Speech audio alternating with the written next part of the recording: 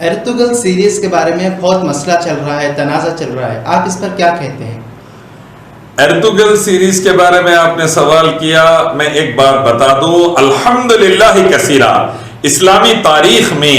مجاہدین کی کمی نہیں ہے، اللہ کا احسان ہے، اللہ کے دین کے لیے لڑتے ہوئے، اللہ کے دین کو دنیا میں پھیلا کر امن و سلامتی لانے کے لیے، لوگوں کی جان و مال عزت و آبرو بچانے کے لیے، مظلوموں کو حق دلانے کے لیے، ظالموں کو ہٹانے کے لیے پوری اسلامی تاریخ مجاہدین سے الحمدللہ بھری ہوئی ہے۔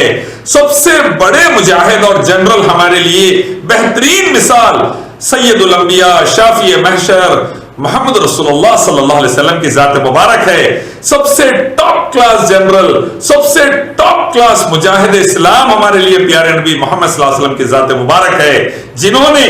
اللہ کے دین کو، شرک و بدعت کو ختم کرتے ہوئے پھیلایا، توحید و سنت، نماز اور زکوٰۃ اور اسلامی قانون کو نافذ کیا، اور ہر قسم کی برائی کو مکہ مدینہ سے لے کر تقریباً جزیرۃ العرب سے ختم فرمایا،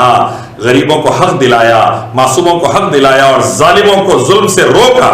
اس کے بعد آپ دیکھیں گے مجاہدین میں اسلامی تاریخ میں حضرت ابو بکر، حضرت عمر، حضرت عثمان، حضرت علی، حضرت خالد بن ولید، حضرت سماک، حضرت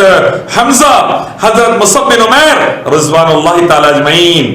حضرت حسن اور حسین رضوان اللہ تعالی اجمعین، خالد بن ولید رضی اللہ تعالیٰ عنہ، مجاہدین اسلام میں ماشاءاللہ اونچے ناموں میں،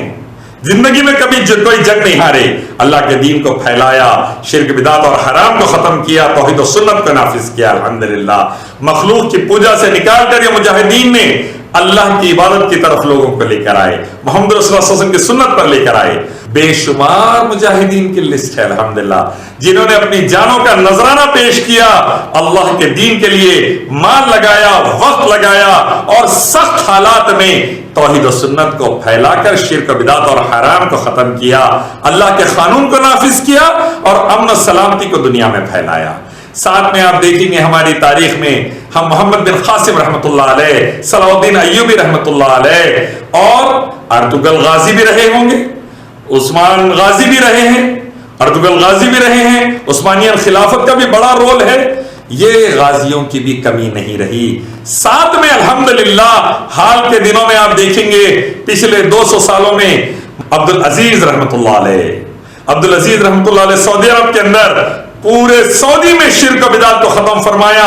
بقی کے قبرستان میں بعض بدعتیں شروع ہو گئی تھی، بڑے بڑے گنبدیں بن کے جو سو وہاں پر عجیب قسم کے شرک و بدعت چل رہے تھے، اس کو ختم فرمایا، توحید و سنت اور نماز اور زکوٰۃ کو قائم فرمایا، اور الحمدللہ پوری سعودی میں آج آپ کو شرک نہیں ملیں گا، بدعت نہیں ملیں گے، کرنے والے کو آج بھی جوتے پڑتے ہیں۔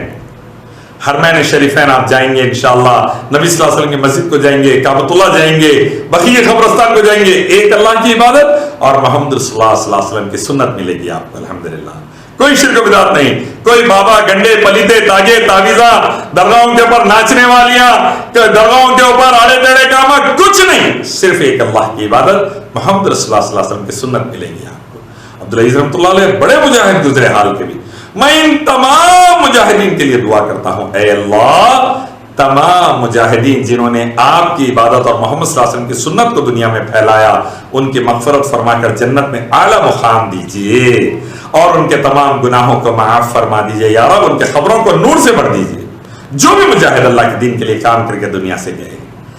اور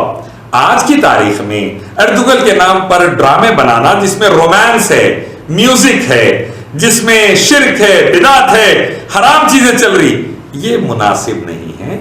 میں سمجھتا ہوں وہ غازیوں کی زندگی میں بھی یہ نہیں تھا، اس کو پکچرائز کر کے ایسا بتانا کہ ان کا رومانس بھی چل رہا، میوزک بھی چل رہی، یہ چیزیں غلط ہیں۔ ان کے جہاد کو اور ان کے کارناموں کو ایسے کام کر کے گرائیے مت، ان کے راستے پر چل کر شرک بدعت اور حرام کو ختم کر کے دنیا بھر سے ایک اللہ کی عبادت، محمد صلی اللہ علیہ وسلم کی سنت کو لاگو کیجیے، نماز اور زکوٰۃ کو اور حجاب کو لاگو کیجیے۔ اور آپ دیکھیے نبی محمد صلی اللہ علیہ وسلم نے حضرت علی رضی اللہ عنہ کو بھیجا تھا، علی جاؤ جہاں بھی اونچی خبر دیکھو اس کو لیول کر دو، مسمار کر دو۔ تو آج بھی سعودی عرب کے اندر مکہ مدینہ میں آپ کو اونچی خبریں نہیں ملے گی، الحمدللہ شرک بدعت نہیں ملے گا۔ تو ہمیں ایسے مجاہدین کے راستے پر چلتے ہوئے قرآن حدیث کی روشنی میں، صحابہ کے راستے میں چلتے ہوئے، اللہ اس کے نبی محمد صلی اللہ علیہ وسلم کے حکم کے مطابق دین کو نافذ کرنے والے جتنے غازی گزرے ان کی دعاؤں، ان کے لیے دعائیں کرنا چاہیے۔ رمضان میں الیاس شرف الدین بھی ان کے لیے دعائیں کرتا ہے، آپ سب بھی ان کے لیے دعائیں کریے۔ اور آئیے ایک رب اللہ کی عبادت اور محمد صلی اللہ علیہ وسلم کی سنت پر اس کو پھیلاتے ہوئے ہم بھی انشاءاللہ اپنی جان، مال، عزت و آبرو جو لگی اس کو آگے رکھیں قربانی کے لیے، اور دونوں جہاں میں کامیابی پائیں۔ السلام علیکم۔